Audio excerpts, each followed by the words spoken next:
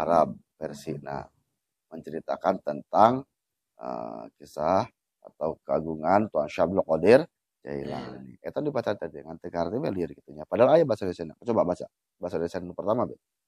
Ayat nu halaman sa nu bab seberapa tadi?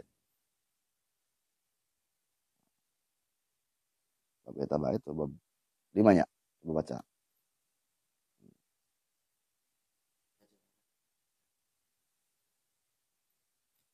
Udah kabeh tuh.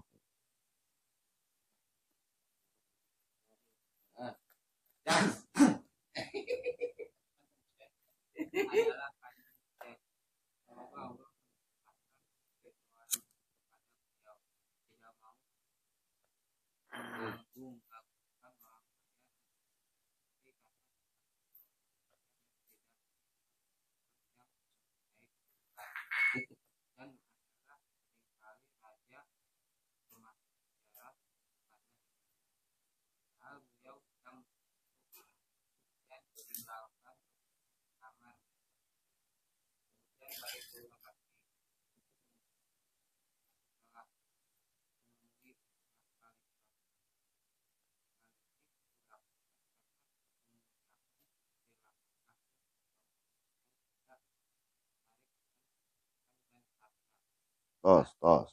Nah, salah satu Roma Tuan Syabul Qadir Jailani ini tidak mengagungkan raja, orang kaya, orang nanti penguasa, pejabatnya, itu ngagungkan. Bahkan ketika datang pun dia akan masuk ke kamar dan suruh menunggu. Nah, luar biasa. Beda aja orangnya. Ayat atasan gimana? Tadi itu ya. Beda. Nah, baca guys sebentar. Dihandapna wakana dulu handapna.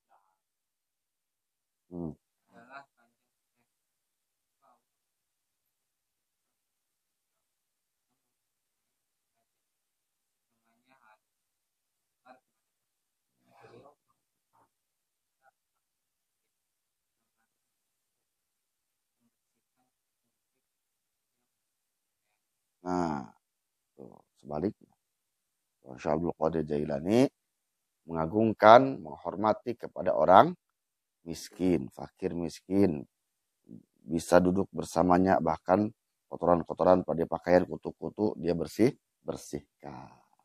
Orang gitu. Terus, hadapna.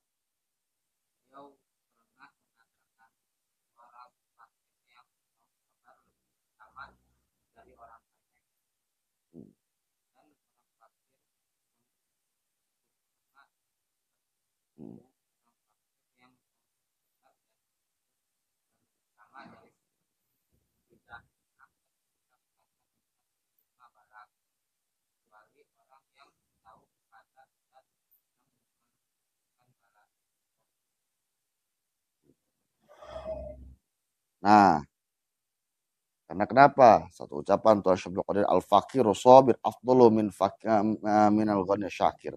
Orang yang fakir sabar lebih utama daripada orang yang kaya bersyukur. Fakir sabar dengan kefakirannya. Nah, tetap melaksanakan perintah Allah, amar ma'ruf nahi mungkar, menjauhi larangan Allah. Nah, salat, puasa, zakat yang segala macamnya.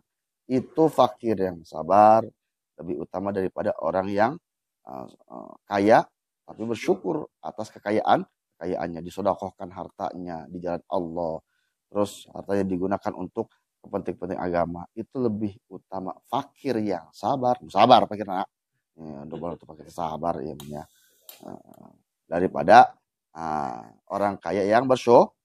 Wal fakir syakir afdalu minhum. Orang yang fakir bersyukur atas kefakirannya. Luar biasanya. Bersyukur atas alhamdulillah saya telah diberi kefakiran sehingga saya tidak mengingatkan yang lain selain Allah Subhanahu wa taala. Ya Allah. Ya, itu lebih utama daripada orang yang fakir sabar dan orang yang kaya bersyukur. Dan terakhir, al fakir sabir syakir afdalu minkul. Ya, orang yang fakir sabar dan bersyukur lebih utama dari semuanya. Luar biasa. Ya, kan? Lain orang itu lain ya. Itu nu pakai nang ngulunut bae teh kudu dieur tuh buat ya. Nah itulah. Sabar, tenang bae ya. Nah, itulah salah satu. Nah, contoh ulah abi lah. Baca baik lah, ditilok-tilok bacanya. Ya. Coba ayat lebih genap.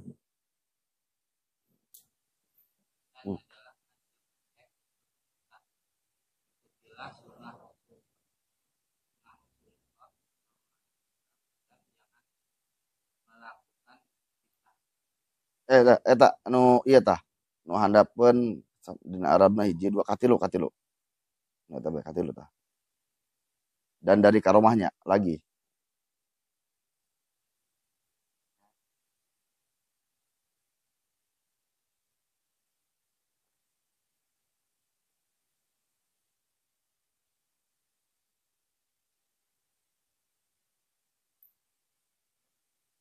Dan dari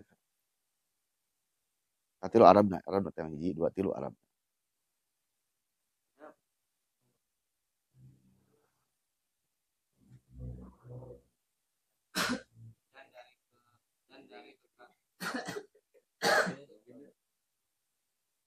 Dan dari kekaromahannya lagi ada seorang perempuan datang kepada beliau dengan menjawab dan diserahkan kepada kanjeng Syekh. Semoga Allah memudahkan kehidupan Terus untuk menjadi santrinya dan belajar tadi diterima dan diperintahkan serta menjalankan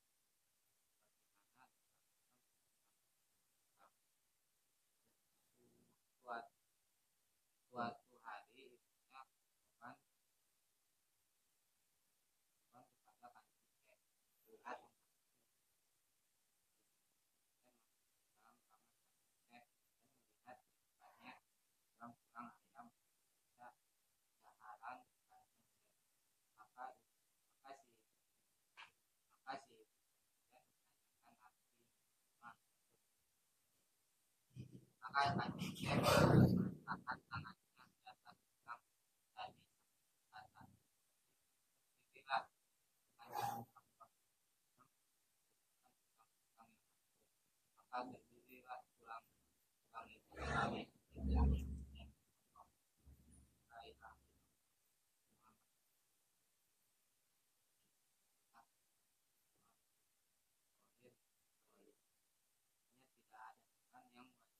dan semoga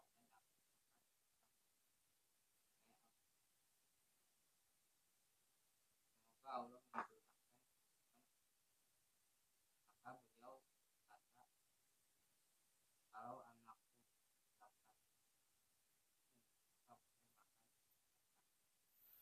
kisah seorang ibu yang menitipkan anaknya untuk nyantrin pesantren kepada Tuan Syabdul Qadir Jailani. Akhirnya anak itu diterima dan setelah beberapa hari sowan datanglah ibunya untuk menjenguk anaknya. Kelihatan anaknya sangat kurus krempeng ya, kurus karena kenapa? Makan selalu diberi untuk orang sangu doang gitu. Beri perak sangu ya. Iya kan. Nah, pas waktu itu ibunya langsung datang ke rumah Syabdul Qadir Jailani, ternyata di sana ada tulang ayam bekas makan Tuan Syabdul Qadir Jailani. Protes indung anak saya diberi nasi, ya nasi nanti ingin terusnya. Sedangkan Tuan Syabdul Qadir Jailani enak-enakan makan opor ayam yang segala macam namanya. Luar biasa. Apa maksud ini?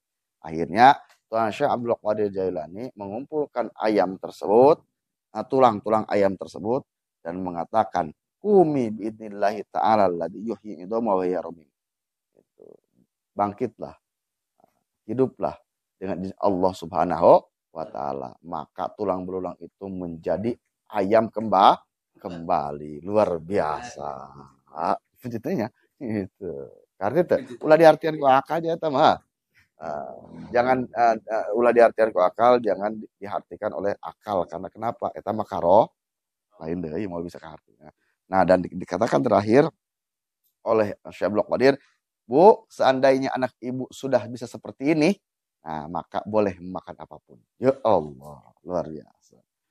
Yang sekarang Beda. Perjalanan orang pesantren yang dipikirkan yaitu loh makanya terjamin. Pakaiannya rapi. Ternyata ya. Atau yang sejauh ke wali. Ya, itu. Jauh karena wali. Perjalanan wali tidak seperti itu. Ya, dia kena. Nah, lain nama tadi teh. Ada anak guru balik, paeh dia akhirnya urusan pesantren. Paeh dia urusannya. Iya kena. Paeh itu tadi tadi urusan. Nah, dia kena. Karena beda. Ya. Nah, itulah.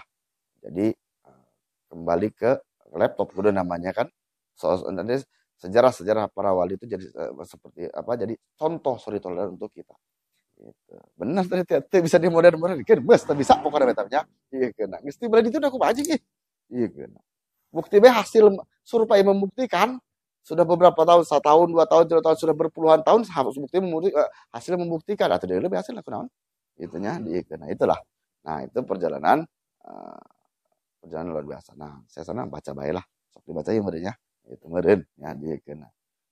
Nah, berikutnya kita akan membaca bahasa Sunda ya. Nu kamari teruskan nu luhur dan nu luhur ya. Beres dulu.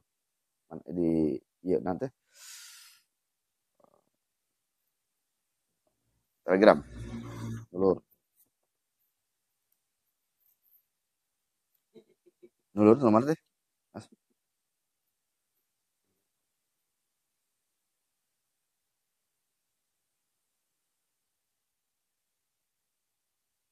Kalima ini. Nah, kalima. Kalima maksudnya. Gitu tuh. Kita acan deh. Kagak dapat dipoto kakar dipoto. Kalima kalima. Hmm?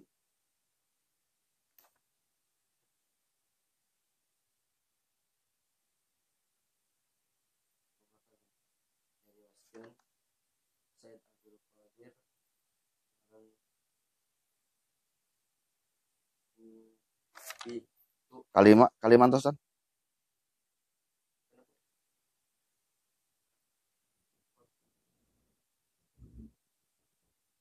Anu ngajelaskan ngajak kadang-kadang. Kalau man kobah kagak dapet nyarioskeun pas nyantri teh dijelaskeun can kamari. Anu inget teh. Pas nyantri nonton Shoblok di jalan. Itu 05 ieu mah nu kalian tatan, jelas tatan kagedep mah. Jelas tacan kagedep mah.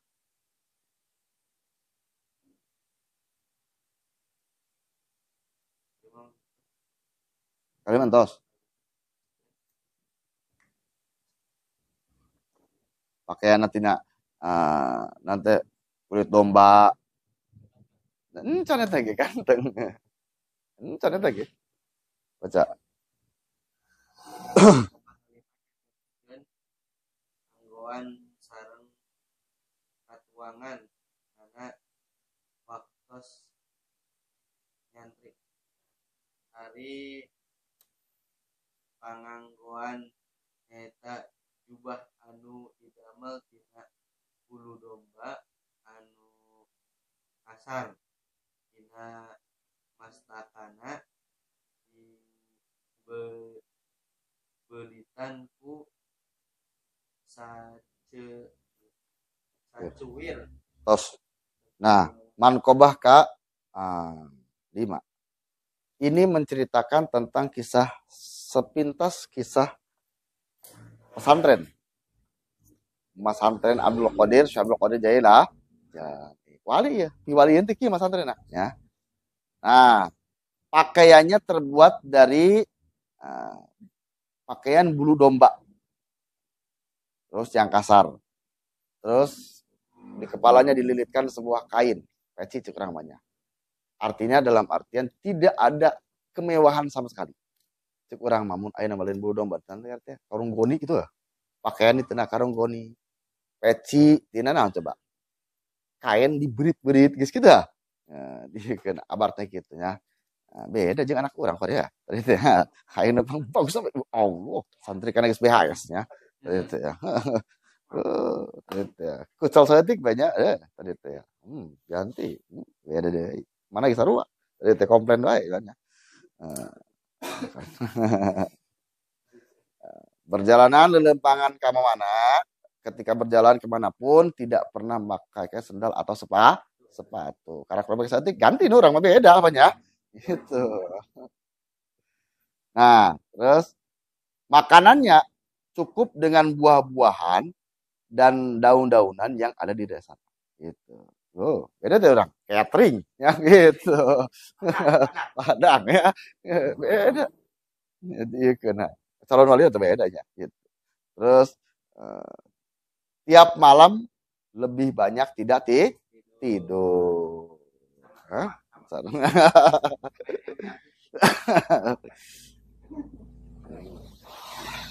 Nah, jadi banyak tidak tidur karena berzikir ibadah Allah Subhanahu wa taala. Pada satu waktu karena beliau sudah beberapa hari tidak makan, maka ada seorang ibu, seseorang yang memberikan uang kepadanya.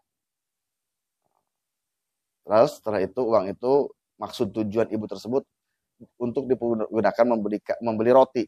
Orang memberi sangunya, memberi nasi. Akhirnya uang tersebut diberikan nasi. Pas mau dimakan nasi tersebut, turun surat dari langit. Innama judas syahwatu liddu'afa ibadi yasta'inu biha ala ta'at wa amal aqwiya'u famalahumus syahwat.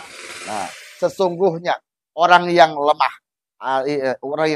itu adalah membutuhkan makan untuk beribadah, sedangkan kamu adalah orang yang kuat.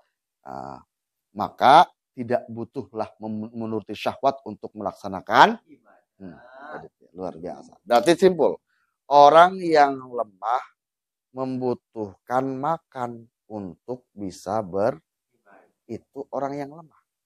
Nah, orang yang kuat tidak membutuhkan menurutkan syahwat atau makan untuk beribadah. Cukup zikir Allah ya. Gitu. Maka makanan tersebut dibuang. Langsung berangkat sholat dan segala macamnya. Nah, kita bandingkan. Ketika nomor pertama ada 3 tahapan. Anggap 3 tahapan. Pertama, orang yang kuat itu tidak butuh makan, tidak butuh minum, tidak butuh tidur untuk beribadah kepada Allah Subhanahu wa taala. Gitu. Orang Allah. Nah, kedua, orang yang lemah. Orang yang lemah itu ketika beribadah membutuhkan makan. Ketika makan dan minum lah. Ketika kita beribadah membutuhkan tidur untuk beribadah. Itu orang yang lemah. Nah, contoh. Orang yang lemah mau sholat atau mau puasa jelasnya butuh sahur untuk kuat puasa. Contoh, orang yang lemah ketika malam mau tahajud butuh tidur dulu untuk bangun tahajud. Nah, ketiga.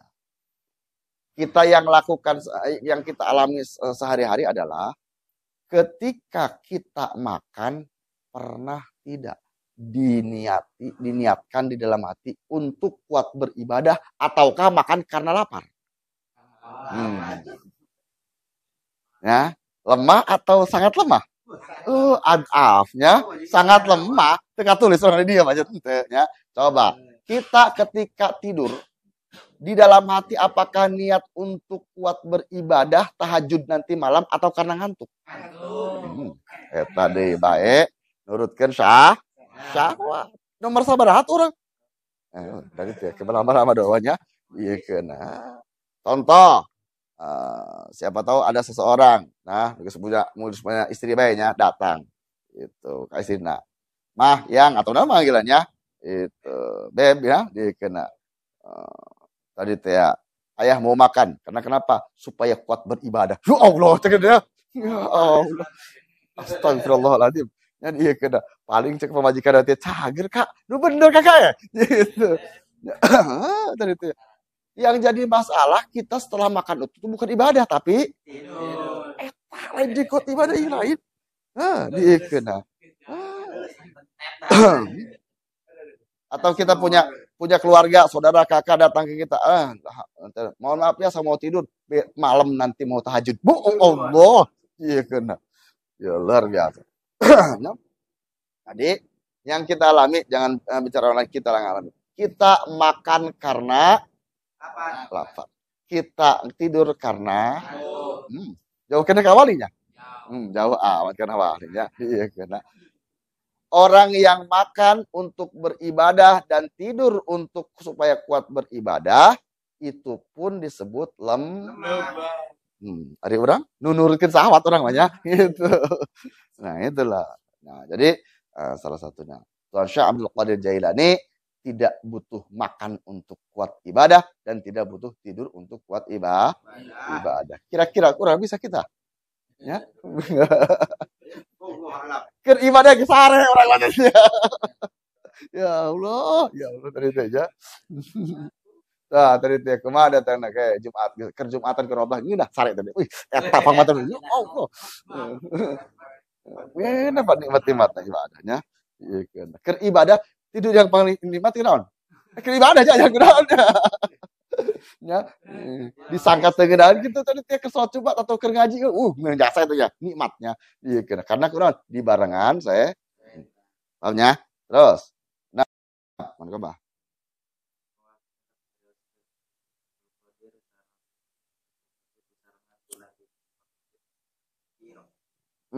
Terus. Cerita Syekh Abdul Qadir didampingi oleh Nabi Khidir alaihissalam ketika di Irak. Bertemulah Nabi Khidir. Suka dengan Nabi Khidir ya. Nabi Khidir seorang lewat tanya ulah ucap-ucapnya bisi Nabi Khidir lewat. Ya, tadi itu ya. Bersama dengan Nabi Khidir didampingi oleh Nabi Khidir, kata Nabi Khidir gitu ya. Abdul Qadir, kamu diam di sini, jangan kemana-mana. Insya Allah 1 tahun sekali nanti akan dijenguk, akan disowani, akan dilihat oleh Nabi Khidir alaihissalam. Karena amanahnya Tuan Syekh Abdul Qadir Jailani, maka Tuan Syekh Abdul Qadir duduk di tempat yang sudah ditunjukkan oleh Nabi Khidir dan tidak kemana-mana melaksanakan ibadah zikir kepada Allah Subhanahu Wa Taala sampai 1 tahun setelah datang Nabi Khidir alaihissalam. Kedua tahunnya begitu dan ketiga tahun seperti itu. Yang luar biasanya apa? Itu menjaga amanat, menjaga amanah, menjaga kepercayaan yang bisa dipegang oleh Tuan Syekh Abdul Qadir Jailani. Bayangkan kalau itu terjadi di kita, kemana coba? Tadi itu ya, lah jauh-jauh. Jadi 2 tilu seberapa orang di kena. Aja tinggi. Ulah kamu mananya? Kayak minggu harus ke diri. Ya di kena. Kamana kira-kira? Kebenaran, ya gitu. Gitu. 1 tahun. Nah, itu beda dengan Tuan Syekh Abdul Qadir. Ya. Sulit, amanah sulit tuh. Sulit karena amanah itu salah satu sifat sidik amanah. Yes. Amin hai gitu mah. Ya. Nah, sembarangan baiknya. Terus, taunya. Terus. Aja maksudnya. 7.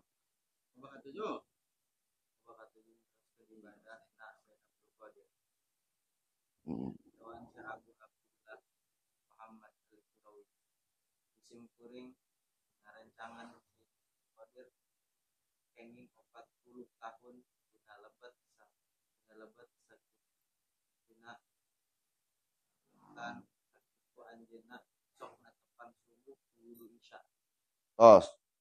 Nah, kisah perjalanan malam, kegiatan malam, ibadah malam Tuan Syekh Abdul Qadir Jailani. Salah satu kesaksian dari Syekh Abu Abdullah Muhammad Al-Hirawi, seorang asistennya, mendampingi selama 40 tahun.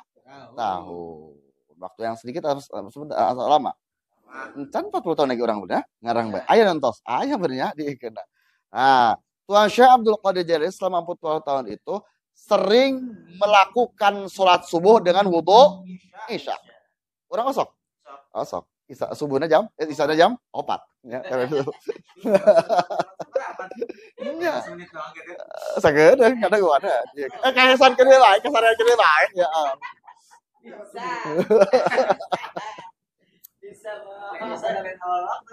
Iya, masalah. Nah, biasanya setelah sholat isya, Tuan Syekh Abdul Qadir langsung masuk ke khalwah, tempat pribadi untuk munajat, zikir, wiridan kepada Allah Subhanahu wa Ta'ala. Di waktu-waktu awal jam 8 jam 9 Tuan Syekh Abdul Qadir Jailani itu selalu melaksanakan sholat sunnah sampai tengah malam. Terus sholat baik itu Allah. Ya, luar biasa. Dan ketika tengah malam ikut berzikir kepada Allah Subhanahu wa ta'ala. Terus ada lagi ayat ada bagian yang dibaca al-muhaitu rabbus syahid hasibul fa'al khaliqul bariul musawwir. Itu yang dibaca tujuan. Ya, kalimat-kalimat tersebut yang dibaca. Ini kan hibur kan ya. Awas baik. Nah, ketika tersebut disaksikan oleh Abu Abdullah Muhammad Al-Hirawi, maka Tuan Syekh Abdul Qadir Jailani dengan seketika badannya menjadi kecil sehingga kecil sampai tidak terlihat. Luar biasa ya. Begitu ya. Dan setelah itu dari kecil tersebut membesar seperti semula normal kembali. Dan setelah normal akhirnya badan membesar sampai tidak terlihat.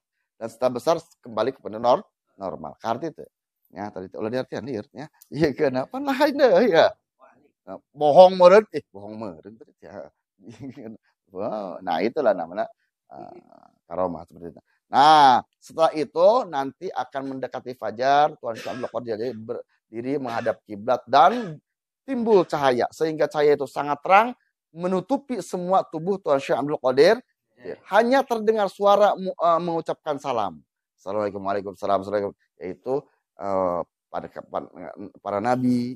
Nah tadi itu ya. Pertama Nabi Muhammad SAW, para nabi, para wali, para syuhada dan segala macam mendatangi Tuan Syekh Abdul Qadir Jailani. Subhanallah. Maka wajar ketika setelah Isya datang seorang raja, datang seorang pejabat pengusaha, Tuan Syekh Abdul Qadir tidak akan menemui sebelum waktu subuh. Karena kenapa? Tuan Syekh Abdul Qadir Jailani akan sedang menanti kedatangan makhluk yang paling mulia, yaitu sallallahu alaihi wasallam. Subhanallah. Nah itu perjalanan malam. Orang tua perjalanan malam. Ya Allah.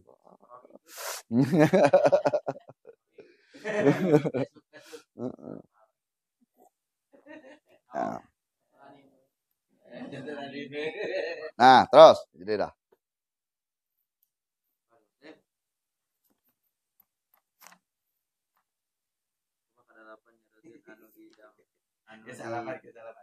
Ada malah si ada dasar pada malam Abdul Qadir. Abdul Qadir taros naon anu tutuan di dadamal dasar dina pada malam kuat. Terus panjang ya, guys. Dasar prinsip Tuan Syekh Abdul Qadir Jailani. Apa prinsipnya Tuan Syekh Abdul Qadir Jailani? Ala sidqin wa ma kudibaqat. Yaitu pasti harus benar dan tidak boleh bohong sama sekali. Ya. Jadi prinsip Tuan Syekh Abdul Qadir satu, harus benar dan tidak boleh bohong, ya. Tidak boleh bohong. Apa yang diucapkan itu, apa yang dikatakan, apa yang dilakukan itu harus dengan ucapan yang benar, tidak boleh berbohong. Gak apa-apa ya saya tahu sama gitu. Nu bener lagi dibohong, kamu bohong ya. Nah, ceritanya pada waktu masih kecil, ya bujang lah, sekitar umur 18 tahun. Tuan Syekh Abdul Qadir Jailani ikut dengan teman-temannya menggembala sapi. Ya, onta segala macam lah gitunya. Akhirnya salah satu sapi ada yang berbicara langsung kepada Tuan Syekh Abdul Qadir Jailani.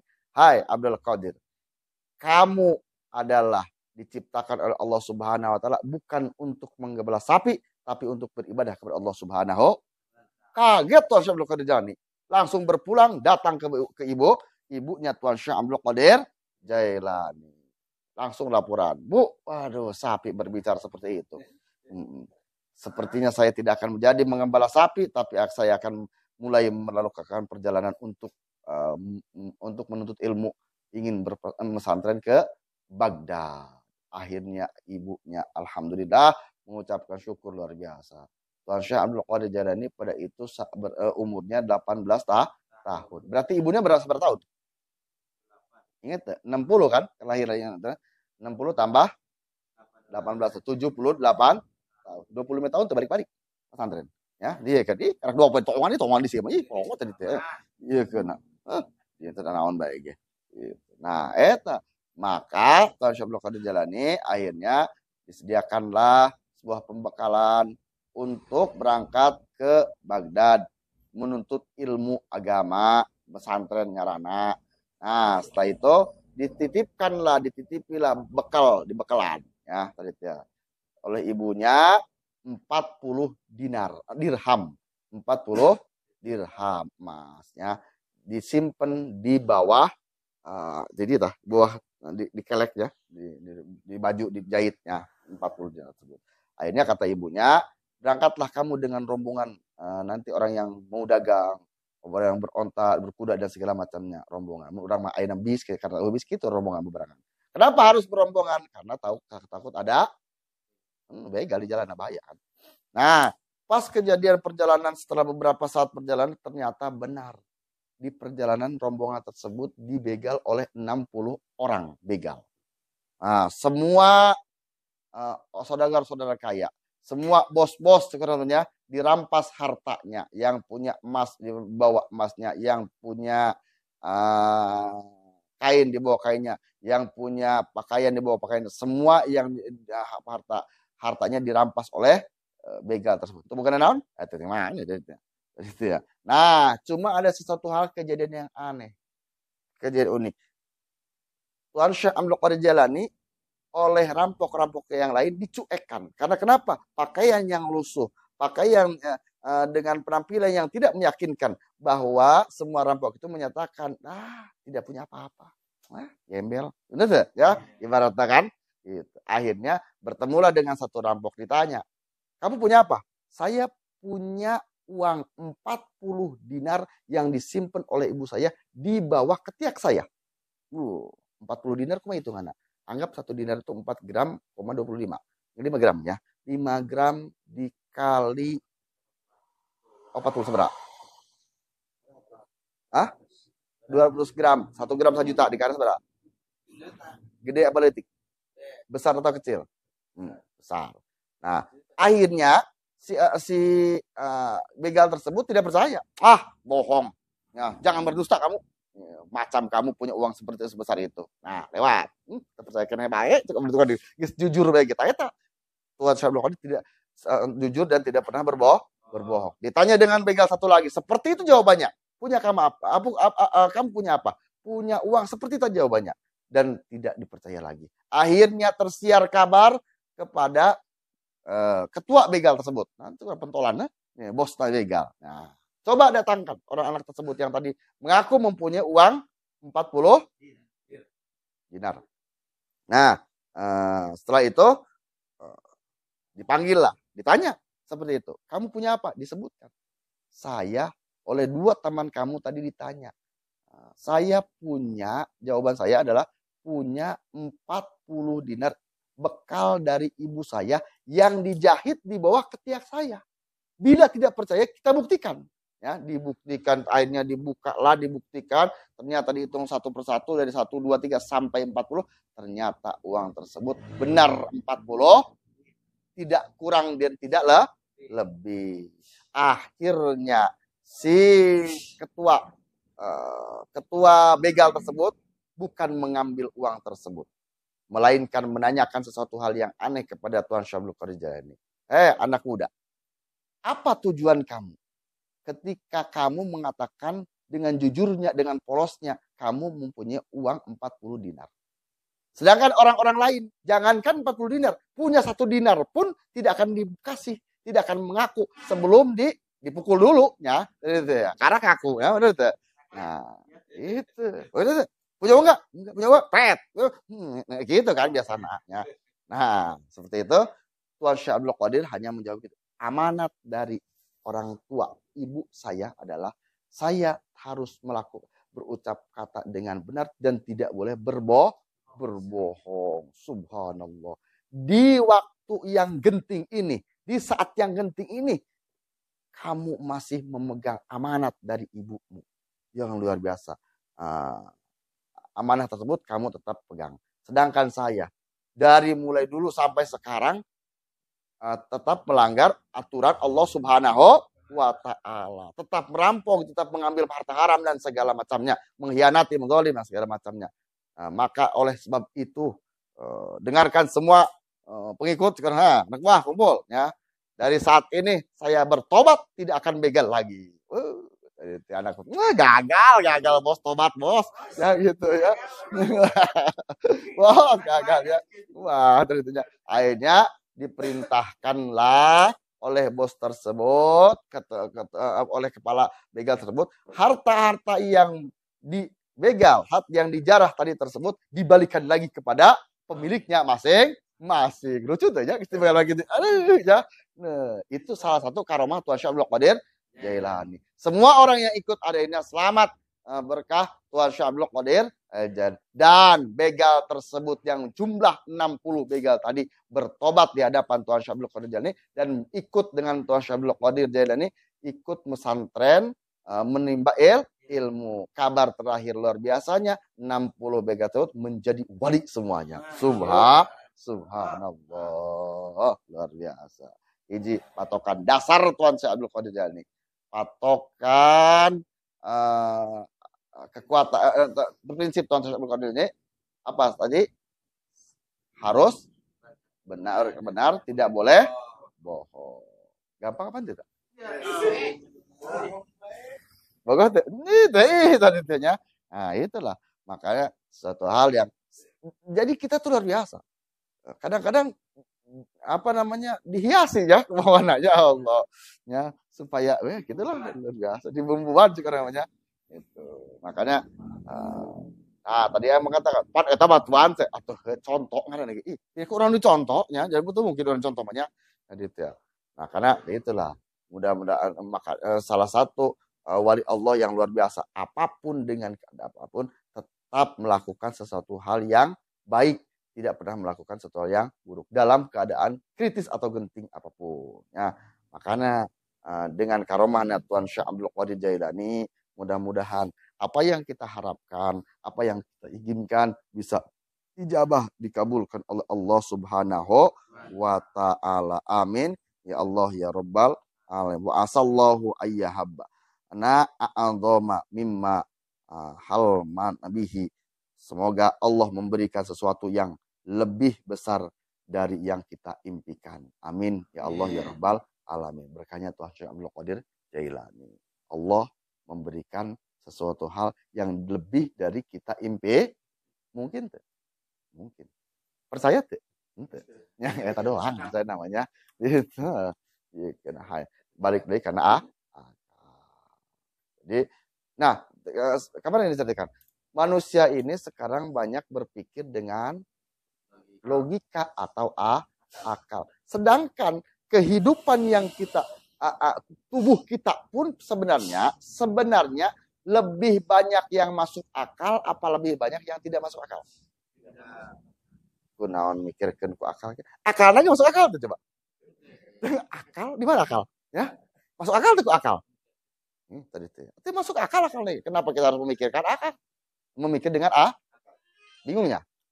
Itulah tadi itu ya. Makanya kenapa ketika seseorang berpegangan kepada akalnya, maka akan tersesat. Karena kenapa? Akal itu makhluk yang lemah. Bukan jangankan akal, manusianya pun adalah makhluk lemah.